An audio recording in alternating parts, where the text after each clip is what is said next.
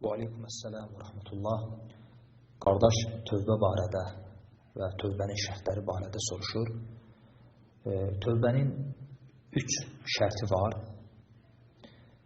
Onlardan birincisi insanın qəlbən həmin etdiyi günahına görə peşman olması. Çünki tövbə sözünün mənası təbə, yetubu feilindəndir. Yəni qayıtmaq, dönmək. Yəni o günahlardan qayıtmaq, o günahlardan dönmək. Kimə doğru? Allaha doğru. O günahlardan əl çəkmək. Tövbənin əsli budur. Və ona görə tövbənin birinci şərti budur ki, insan gərək qəlbən, həqiqi mənada, sözün əsl mənasında o günahlarına görə peşmançılıq hissi duysun. Çünki bütün əzaların, bütün sözlərin və bütün əməllərin, hər şeyin əsli, kökü qayıdır qəlbə. Məsələn, necə ki, iman. Əhl-i sünnə icma ilə qeyd edir ki, iman qəlbin təsdiqi, dilin iqrarı və zahiri əməllərdə olan itayətdir. Fikir verin, hətta imanın əsli belə hardadır? Qəlbdə. Çünki bütün sözlərin və əməllərin əsli qəlbə qayıdır. Necə ki, Allah Rasulü buyurur ki, qəlbdə bir ət parçası var. Əgər o salamat olsa, bütün bədən üzvləri salamat olacaq. Əgər o fəsada uğrasa, bütün bədən üzvləri də fəsada uğrayacaq. Ələ və hiyəl qalb. Diqqət edin, o da qəlbdir. Yəni, insanın hər halı qəlbə qayıdır. Əbu Hüreyrə radiyallahu anhu buyurur ki, qəlbin digər əzalara nisbəti bir ordu başçısının əskərlərə nisbəti kimidir. Yəni, ordu başçısı nəyə əmr edirsə, ona tabi olan əskər də ona edir. Qəlbin digər əzalara nisbəti də budur. Qəlb nəyi əmr edirsə, dil onu deyir. Qəlb nəyi əmr edirsə, əzalar onu edir. Ona görə hər şeyin əsli qəlbə qayıdır. Və tövbədə də belədir. Ona görə alimlər qeyd edirlər ki, tövbənin birinci şərti nədir? İnsan qəlbən o peşmançılığı hiss eləsin. Yəni, qəlbən o peşmançılığı hiss eləsin və o günahdan iyrənsin və Rəbbinə qayıtsın. Və ikincisi, bu kifayət eləmir. İkincisi, dili ilə o günahlarını etiraf eləsin. Öz nəfsinə zülm etdiyini etiraf eləsin və dili ilə Rəbbindən bağışlanma diləsin, tövbə eləsin. Yəni, qəlb kifayət eləmir.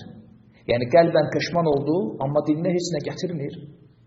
Rəbbindən bağışlanma diləmir. Bu düzgün deyil. Ona görə gərək qəlbində olan peşmançılığı dilinə gətirsin və Rəbbindən bağışlanma diləsin. Və üçüncü şərt, bir daha o günaha qayıtmasın. Bu tövbənin xalis, tövbənin, əsl tövbənin şərtləridir. İnsanın qəlbən peşman olması, dili ilə Rəbbindən bağışlanma diləməsi, yalvarması, Rəbbinə gözyaşları ilə qorxu və ümid içərisində. Necə Allah Subhanahu taala buyurur. Allaha dua edin, xavfən və təmaa. Yəni, qorxu və ümidlə. Bu, ibadətin iki qanadıdır. Qorxu və ümid.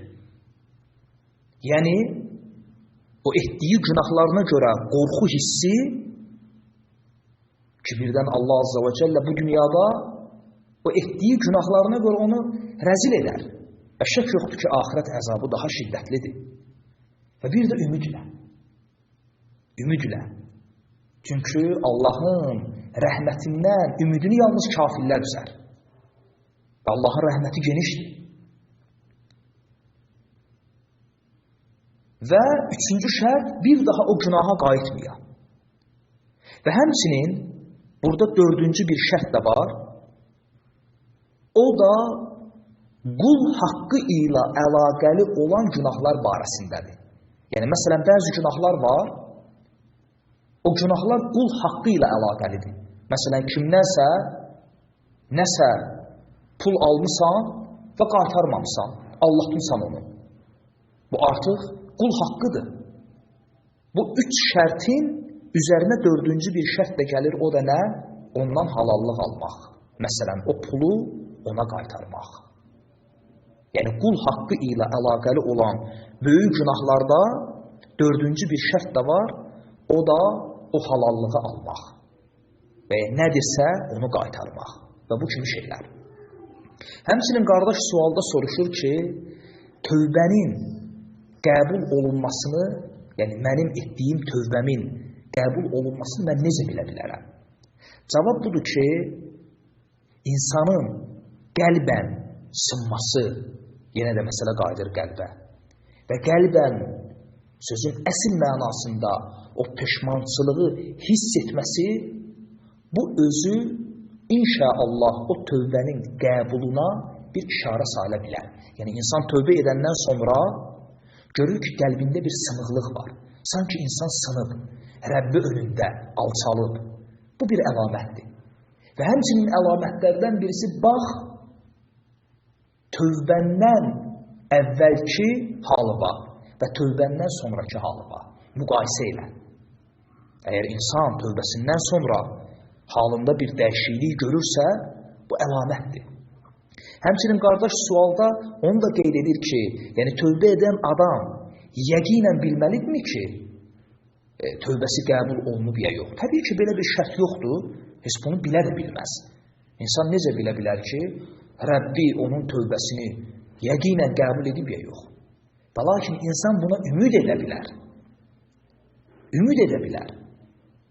Və həmçinin bunu da əlavə edim ki, insan bir dəfə tövbə etməsiyle kifayətlənməli deyil.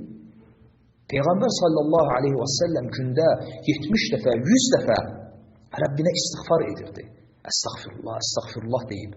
Rəbbindən bağışlanma diləyirdi. Ona görə gərək qul daima tövbə üzərində ola. Və sən nə vaxt öləcəyini bilmirsən, nə vaxt bu dünyadan ayrılacağını bilmirsən, gərək tövbə üzərində gedəsən. Həmçinin sələflərdən birisi deyir ki, mənim həyatım tövbə və şükür arasında keçdi. Mənim həyatım tövbə və şükür arasında keçdi. Daima tövbə edirdim, daima istiğfar edirdim və daima Rəbbimə həmd edirdim. Sual veriləndə ki, niyə? O da dedi ki, çünki mən baxdım, gördüm ki, mənim həyatım iki şeydən ibarətdir. Bir, hər gün Rəbbimdən mənə nemətlər enir və hər gün məndən günahlar ona doğru yüksəlir.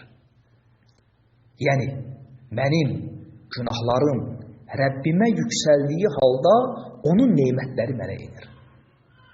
Mən də məndən ona yüksələn günahlarıma görə daima Rəbbimə tövbə edirdim və ondan mənə enən nemətlərinə görə də ona həmd edirdim. Və həyatım bu cür tövbə ilə həmd arasında keçdi. Bu həmçinin onu da qeyd edim ki, tövbə böyük günahlar üçündür.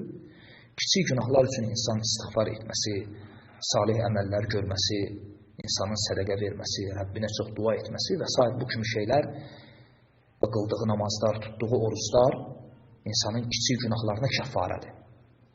Və həmçinin qardaşı məsləhət edirəm, bu barədə bir dərs var. Çoxdan keçdiyim bir dərsdir, günahlar və tövbə barədə.